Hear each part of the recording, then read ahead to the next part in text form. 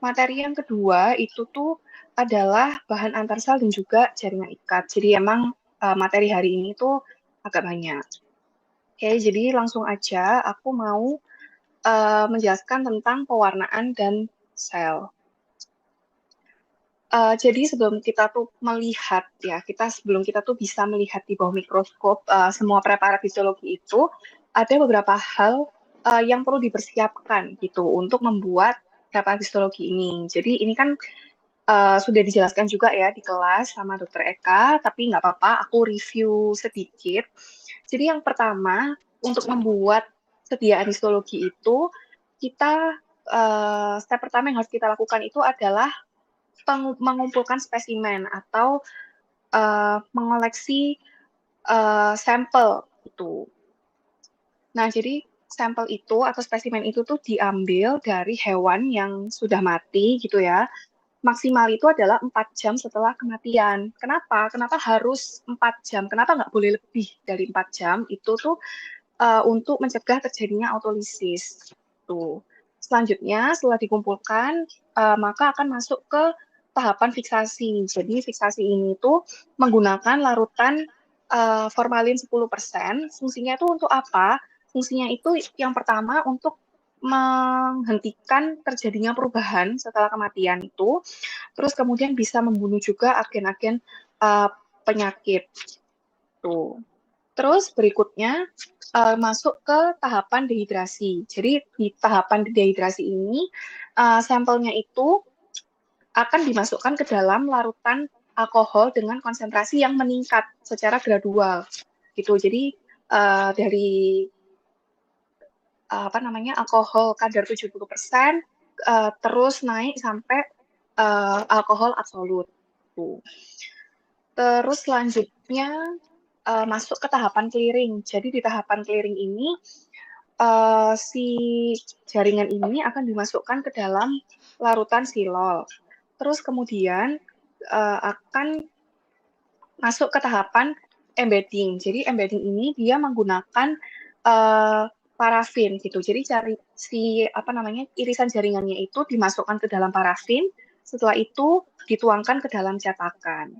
Terus kemudian masuk ke tahapan staining atau yang microtomy. Salah, maaf. Masuk ke tahapan sectioning atau microtomy ini. Jadi blok jaringan ini ya diiris menggunakan alat yang namanya itu mikrotom dengan ketebalan kurang dari 10 mikrometer. Nah, irisan ini ya itu disebut sebagai ribbon gitu. Nah, setelah dipotong, maka si ribbon ini itu akan diletakkan di dalam water bath, ya kan? Terus kemudian dari water bath itu si ribbon ini itu akan diambil gitu, dilekatkan ke objek gelas, ya kan? Jadi kayak objek gelasnya itu ditempelkan gitu loh ke ribbon yang lagi mengapung di atas air gitu. Habis gitu direkatkan dengan menggunakan putih telur atau gliserin. Baru setelah itu baru bisa masuk ke tahapan staining atau tahapan pewarnaan. Jadi kan tadi si jaringan ini kan dikasih parafin kan. Jadi sebelum dilakukan staining itu parafinnya itu perlu dilunturkan gitu. Setelah itu baru dimasukkan ke dalam cat atau bahan pewarna. Setelah itu masuk ke tahapan mounting.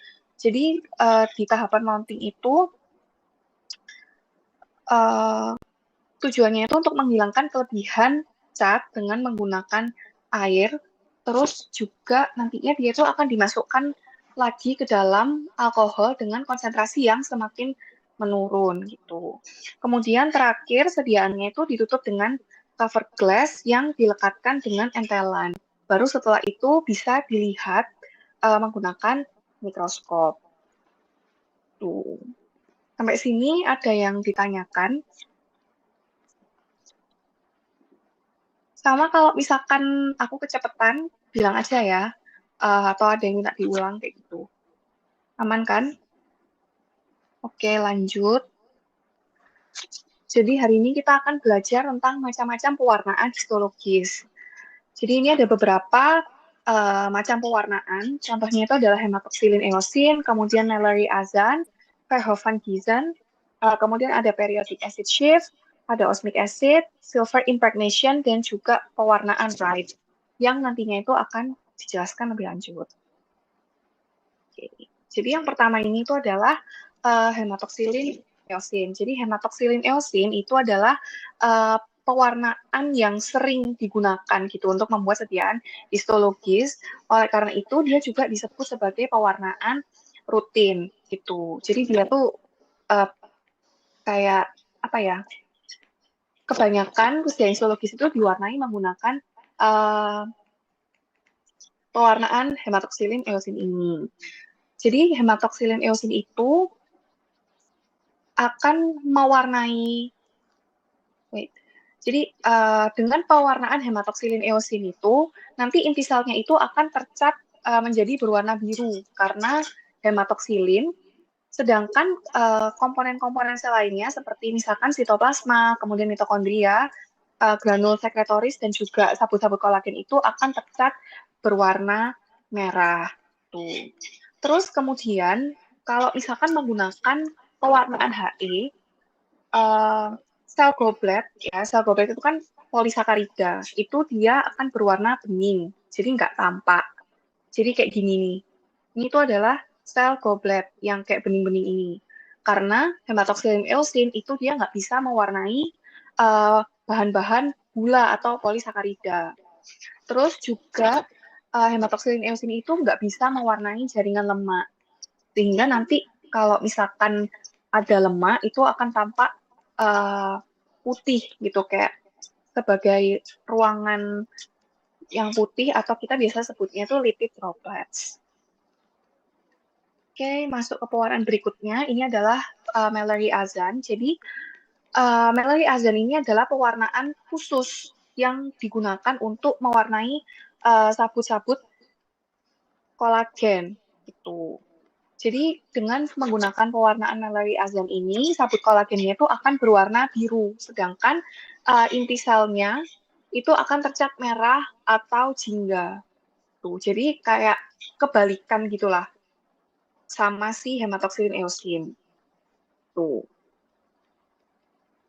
Terus selanjutnya ada Verhoeven-Giesen. Jadi Verhoeven-Giesen ini adalah pewarnaan khusus yang digunakan untuk mewarnai sabut elastis. Jadi sabut elastis ini kalau misalkan dia itu diwarnai dengan pewarnaan Verhoeven-Giesen, maka nanti dia itu akan berwarna hitam gitu. Dan kalau misalkan di bawah mikroskop itu tuh akan tampak sebagai benang gitu yang dia itu bergelombang. Nah, dengan pewarnaan Verhoeven-Giesen ini, kan sabut elastisnya itu tercat hitam. Tapi komponen-komponen lainnya itu secara umum akan tercat berwarna kuning. Next, ini ada periodic acid shift. Jadi, pewarnaan periodic acid shift ini, dia tuh khusus digunakan untuk mewarnai polisakarida. Contohnya apa polisakarida itu? Contohnya tuh kayak glikogen, kemudian glikoprotein, glikolipid, dan juga bahan-bahan mucin. Kayak gitu. Jadi, dengan pewarnaan pas ini, ya, contohnya itu kan sel goblet ya, yang kayak tadi aku udah tunjukin di pewarnaan hematoxylin eosin ini, sel gobletnya ini, karena dia itu mengandung polisakarida, maka dia itu akan tercat berwarna magenta keunguan gitu. Karena si sel goblet ini dia juga menghasilkan mucin. Nah, sedangkan jika diwarnai dengan hematoxylin eosin tadi, maka sel goblet itu akan tampak berwarna jernih.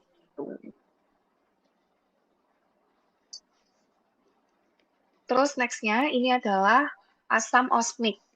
Jadi asam osmik ini tuh dapat digunakan untuk mewarnai lemak. Jadi dia tuh adalah pewarnaan khusus untuk lemak. Jadi seperti yang kalian lihat di gambar ini tuh adalah gambar sabut-sabut, adalah gambar jaringan saraf gitu.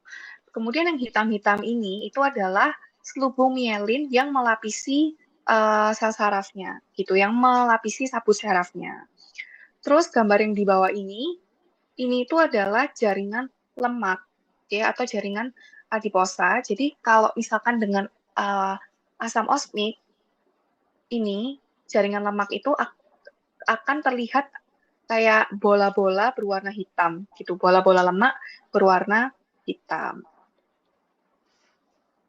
Terus kemudian pewarnaan berikutnya itu adalah impregnasi perak. Jadi impregnasi perak ini dia adalah stain khusus atau pewarnaan khusus yang digunakan untuk mewarnai sabut-sabut retikuler. Tuh. Nah, dengan menggunakan pewarnaan ini, sabut retikuler itu akan tercat hitam dan tampak bentukan seperti ranting-ranting kecil ini, yang ini. Tuh. Jadi dia tuh kayak membentuk suatu jala gitu. Terus kemudian pewarnaan khusus yang terakhir itu adalah pewarnaan Wright. Jadi pewarnaan Wright ini itu adalah pewarnaan yang khusus digunakan untuk sediaan hapusan darah. Jadi dengan pewarnaan Wright ini, nukleus ini kan sel darah putih. Ya, nukleusnya itu akan tercat biru keunguan, sedangkan sitoplasmanya itu akan tercat berwarna merah gitu. Jadi hasilnya itu sama dengan HE. Terus kalau misalkan ada pertanyaan, Kak, itu kan sel darah putih, terus sel darah merahnya itu yang mana? Jadi yang ini itu adalah sel darah dari mamalia. Jadi kalau sel darah mamalia itu dia nggak punya inti gitu. Sedangkan kalau misalkan sel darahnya kelompok unggas ya atau aves itu nanti dia akan punya inti. Jadi sama sitoplasmanya dari si eritrosit itu akan berwarna merah, sedangkan nanti inti sel darah merahnya itu akan berwarna keunguan. Terus kenapa kok misalkan ini tuh ada ruangan kosong berwarna putih? Ya karena sel darah dari mamalia itu kan bentuknya cakram bikonkav. Jadi kayak cekung, baik itu di permukaan yang depan maupun permukaan yang belakang, sehingga lapisan yang tengah itu tuh jadi lebih tipis. Terus untuk bentuk pertanyaannya tentang pewarnaan-pewarnaan ini itu adalah pewarnaan apa? Jadi kalau misalkan dari gambar ini ya ditanyai ini adalah pewarnaan apa? Ini adalah pewarnaan Wright. Kalau yang ini pewarnaan apa? Ini adalah pewarnaan impregnasi perak. Tuh. Jadi oke, ini kita review dulu. Jadi yang pertama itu adalah pewarnaan hematoksilin eosin. Dia adalah pewarnaan rutin. Jadi nantinya inti sel itu akan tercat menjadi warna biru keunguan, sedangkan sitoplasmanya dan sabut-sabut lainnya itu berwarna merah. Kemudian pewarnaan Mallory Azan itu sabut kolagennya itu akan berwarna biru, sedangkan inti dan sitoplasmanya itu berwarna merah. Terus kemudian kalau dia itu digunakan untuk mewarnai sabut otot, maka sabut ototnya juga akan tampak berwarna merah. Selanjutnya ini adalah Verhoeven-Giessen. Verhoeven-Giessen ini khusus digunakan untuk mewarnai sabut elastis. Jadi dengan Verhoeven-Giessen, sabut elastis itu akan tampak berwarna hitam dan bergelombang, sedangkan komponen lain di sekitarnya itu akan berwarna kuning pucat. Kemudian yang berikutnya itu ada periodic acid sheath. Dia itu digunakan untuk mewarnai bahan-bahan mucin atau polisakarida gitu. Contohnya itu sel goblet yang dengan pewarnaan pas ini akan tercat berwarna magenta keunguan. Kemudian berikutnya itu ada asam osmik yang digunakan untuk mewarnai lemak. Jadi nanti lemaknya itu akan tampak berwarna hitam. Berikutnya itu ada pewarnaan impregnasi perak digunakan untuk mewarnai sabut retikuler. Jadi dengan pewarnaan ini nanti sabut retikulernya itu akan berwarna hitam dan tampak bercabang-cabang gitu seperti ranting pohon. Pewarnaan yang terakhir itu ada pewarnaan Wright yang akan mengecat inti berwarna biru dan sitoplasmanya itu akan berwarna merah. Oke, jadi sampai sini apakah ada yang ingin ditanyakan?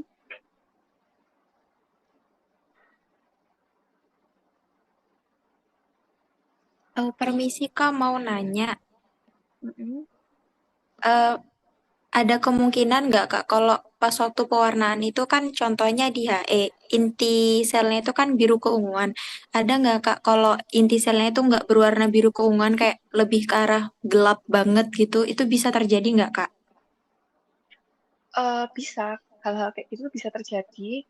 Kayak misalkan kalau memberikan pewarnanya itu terlalu banyak gitu. Jadi kalau semakin banyak bahan pewarna yang diberi, ya kan, itu nanti bisa menyebabkan gambarnya, maksudnya kayak pewarnaannya tuh yang diserap sama si jaringan itu juga akan semakin banyak gitu loh. Jadi kelihatannya tuh lebih gelap tuh. Baik Kak, terima kasih. Oh iya, sama ini perlu dicatat. Ingat ya, kalau misalkan nanti uprak, kalian ditanyain pewarnaan apa, terus kalian tuh singkat kayak pewarnaan HE, pewarnaan MA, pewarnaan VVG, itu tuh akan disalahin ya. Jadi sebisa mungkin jawab yang lengkap. Pewarnaan hematoxylin eosin, pewarnaan Mallory azan, pewarnaan periodic acid shift. Jadi jangan disingkat-singkat kalau misalkan uprak tuh. Oke? Okay? Jadi ada yang mau ditanyain lagi?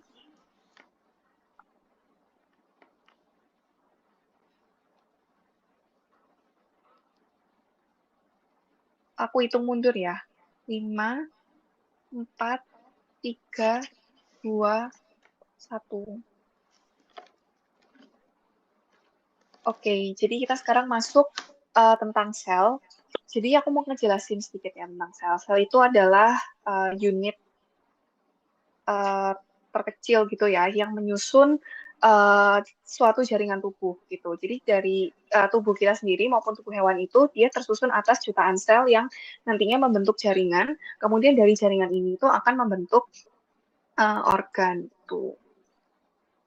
Nah, komponen-komponen sel itu ada banyak, tapi yang akan kita bahas di sini nanti itu adalah inti dari sel itu sendiri. Oke, jadi yang pertama kita mau belajar tentang jenis inti. Jadi jenis inti itu ada dua, ya. Yang pertama itu adalah inti yang bertipe open phase type, kayak gini contohnya, yang ditunjuk dengan panah berwarna hijau. Jadi kalau misalkan pada tipe inti open phase type itu komponen sel kayak misalkan membran inti, ya membran inti itu yang mengitari ini, yang bulat ini itu adalah membran inti. Terus kemudian ada nukleolus atau anak inti yang biru gelap ini. Terus kemudian butir-butir kromatin yang ini, sama cairan intinya itu tampak dengan jelas. Coba sekarang bandingkan dengan jenis inti yang dense chromatin type di sini. Kalau misalkan inti yang dense chromatin type ini, dia komponen sel-selnya itu tampak menggerombol, gitu, sehingga dia tuh tampak padat dan warnanya itu gelap. Selain itu, kalau yang di tipe inti dense chromatin type itu, kita nggak bisa lihat, kita nggak bisa membedakan mana membran inti, mana nukleolusnya, mana butir-butir kromatinnya, kayak gitu. Terus pertanyaannya itu adalah jenis inti. Jenis inti yang mana? Jenis inti apa? Kalau misalkan ditanya yang ini, berarti ini adalah jenis inti.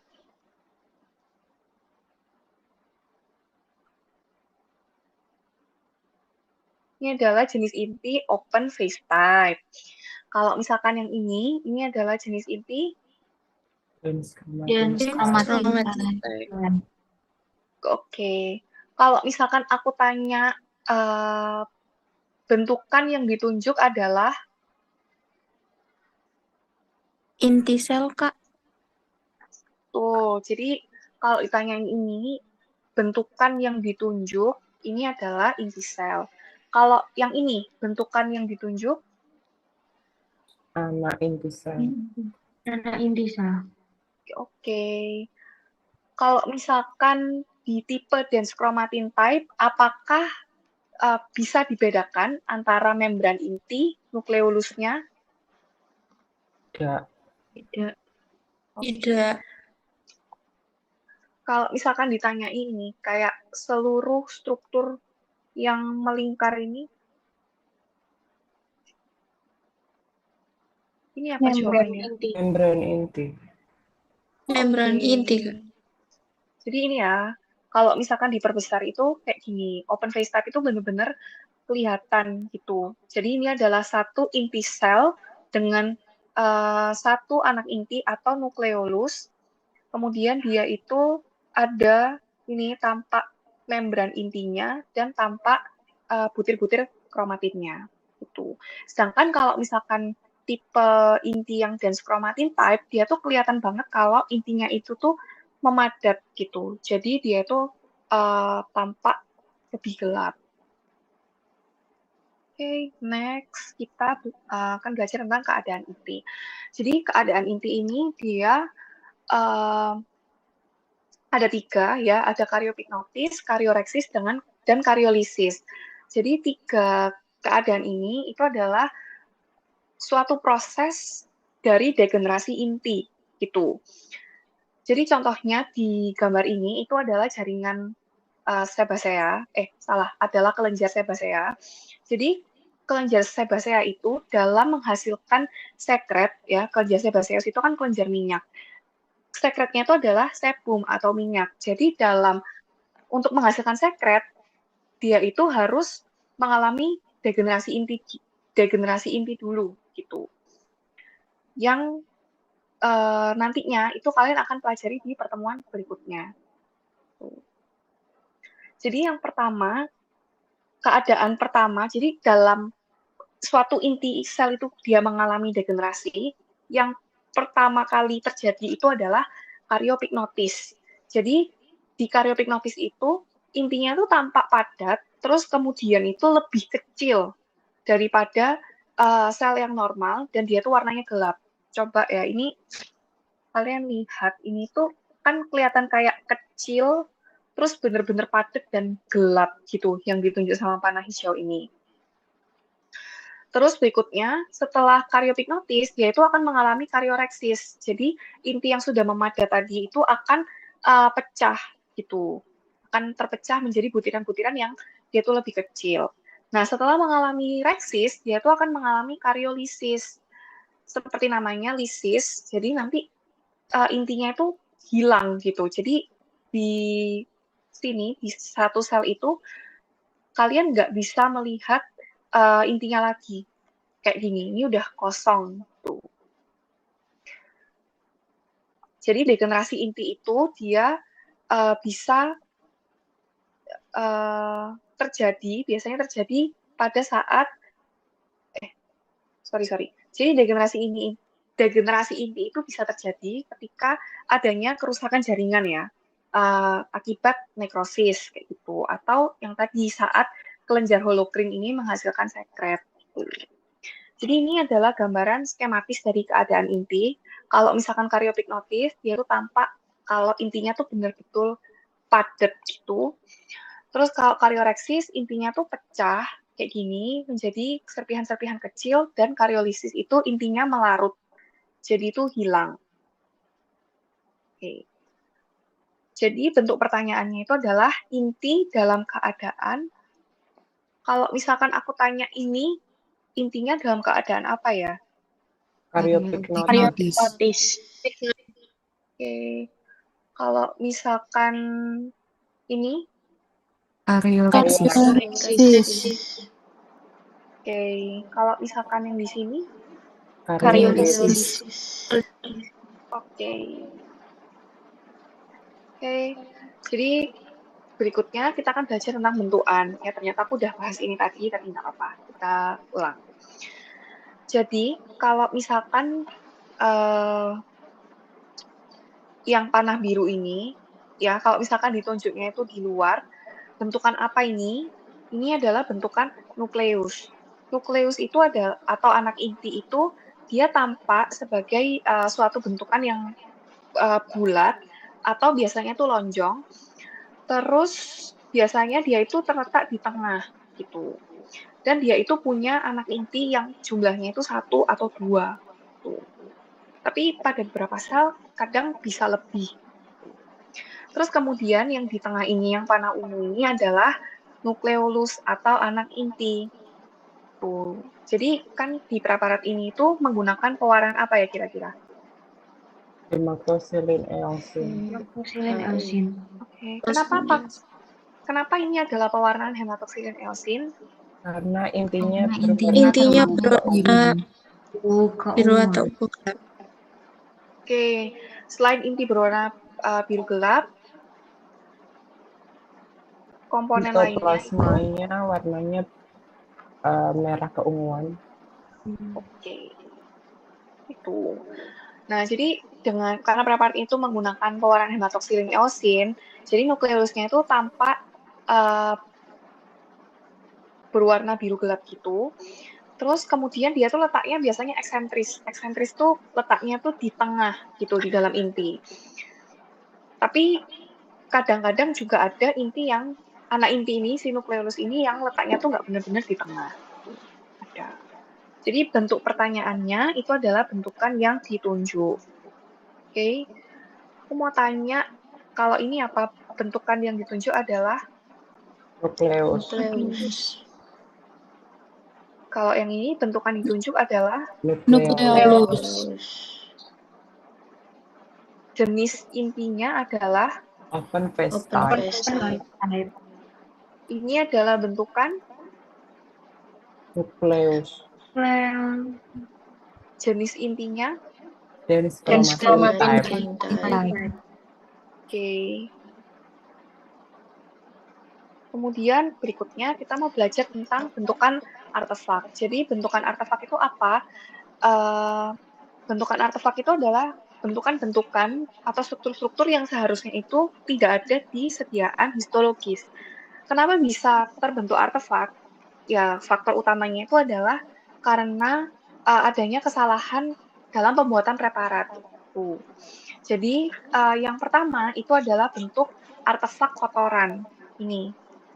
Jadi ini itu adalah sel-sel hepatosit, terus yang di sini itu adalah kotorannya gitu. Jadi dia tuh tampak berbeda. Terus kalau tapi memang beberapa ada yang kayak si artefak kotoran ini tampak seperti mirip gitulah sama si preparat histologisnya. Terus gimana caranya untuk bedain dia tuh emang dia tuh beneran preparat histologisnya, bentukan di preparat histologisnya, atau dia tuh artefak. Jadi kalian kan tahu ya, mikroskop itu dia ada mikrometer atau pemutar halus. Jadi kalau misalkan kalian tuh ketemu kayak bentukan-bentukan yang nggak jelas, ya kan, kayak misalkan kayak gini, kayak kotor gitu, kalian bisa putar sedikit mikrometernya. Kalau misalkan kalian putar, itu kan otomatis preparatnya tuh akan tampak kayak ngeblur gitu kan. Kalau misalkan dia itu ikutan ngeblur, berarti dia emang adalah suatu bentukan yang ada di preparatnya. Tapi kalau misalkan ketika kalian putar mikrometernya, terus dalam satu lapang pandang kalian itu tuh ngeblur, tapi si kotoran ini, satu bentukan ini itu dia tetap kelihatan dengan jelas, berarti dia itu adalah artefak kotoran. Tuh. Terus kemudian bentukan berikutnya itu adalah artefak lipatan.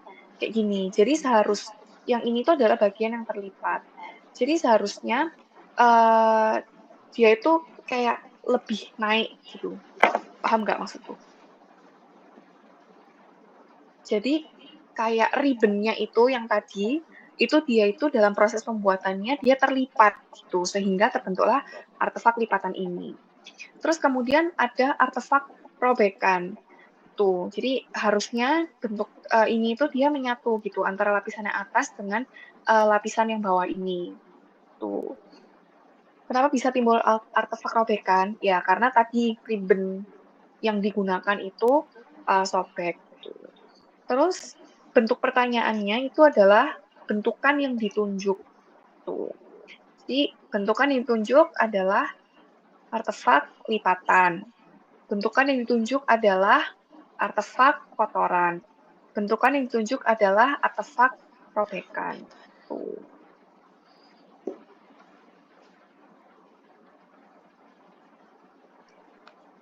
Oke, sampai sini apakah ada yang mau ditanyakan sejauh ini?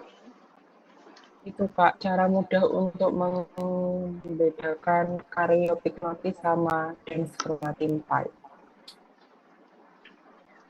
Bentar nih.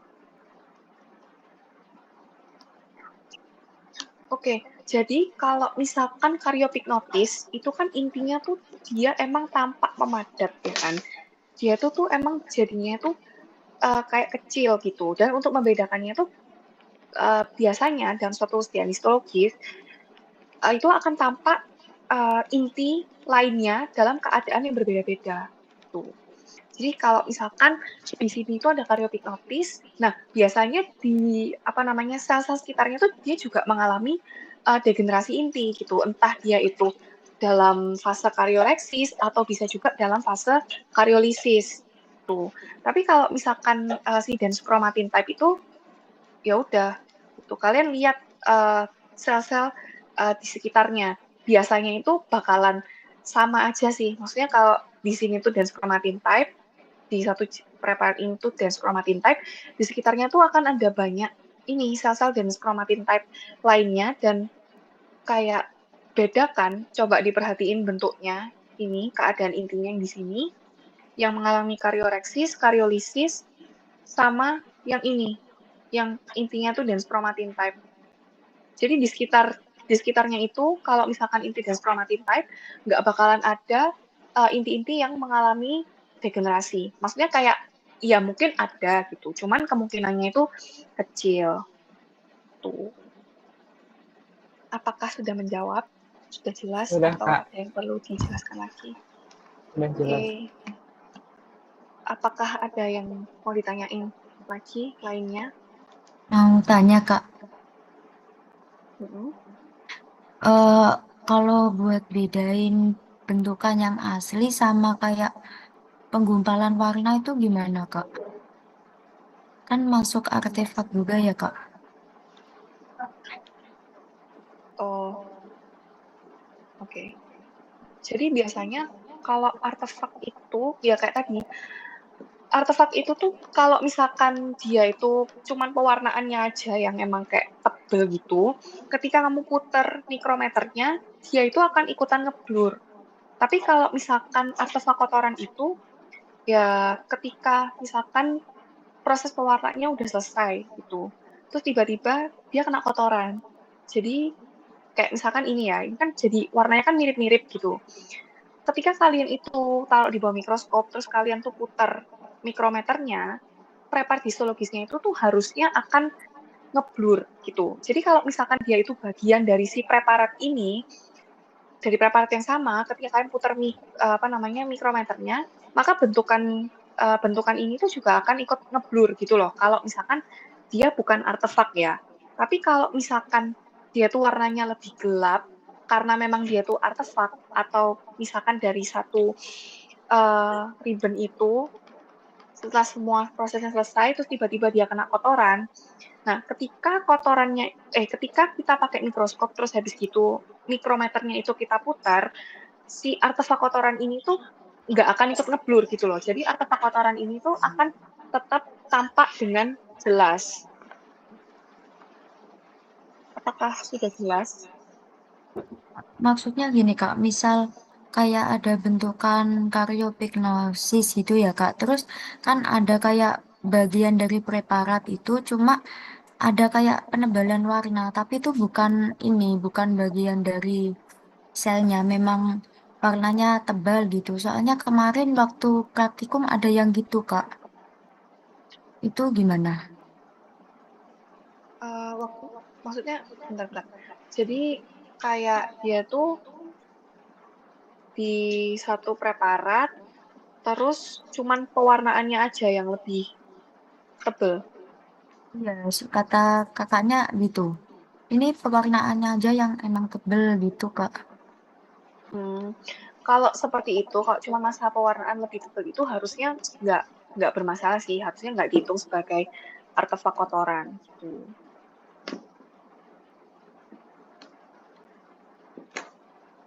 Apakah sudah menjawab atau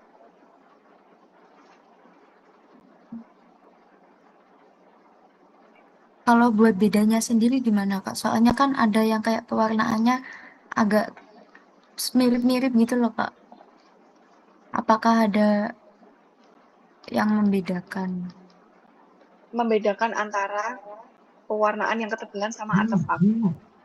Bukan, pewarnaan yang ketebalan sama kayak pignosis itu. Oh, oke. Ya sama kayak kalau misalkan pignotis ini kan adalah keadaan di mana inti itu mengalami degenerasi, ya kan? Kamu lihat di sel-sel lain di sekitarnya, apakah dia tuh juga ada yang mengalami degenerasi, misalkan dia ada di karyoreksis, maksudnya ada di fase karyoreksis, atau bahkan sudah ada di karyolisis gitu. Kalau misalkan dia itu ada di sekitar selnya itu tuh ada inti-inti lain dengan keadaan yang sedang berdegenerasi, yaitu adalah karyopignotis gitu. Tapi kalau misalkan cuman karena stain-nya itu warnanya ketebalan, ya sama kayak tadi yang aku dijelasin, tetap lihat di sekitarnya, gimana keadaan sel-sel di sekitarnya. Apakah sel-sel di sekitarnya ini juga mengalami degenerasi inti atau ya udah bentukannya tuh sama aja gitu. Terus juga dicermati biasanya di sekitarnya itu tetap ada sel-sel yang jenis intinya itu open face type gitu. Apakah sudah terjawab? Ya Kak, terima kasih banyak. Oke. Terus berikutnya kita mau bahas tentang mitosis. Jadi mitosis ini adalah pembelahan sel ya, suatu proses pembelahan sel yang dia itu terdiri dari beberapa fase. Jadi fase yang pertama itu ada fase profase, kemudian yang kedua ada metafase, yang ketiga anafase, dan yang terakhir itu tuh adalah telofase. Nah, jadi pada fase profase itu kita bisa lihat kalau selnya itu dia itu akan membesar karena nukleusnya dia itu juga membesar gitu. Nah, kemudian di sini tuh kita bisa lihat kalau kromosomnya dia itu memadat. Terus berikutnya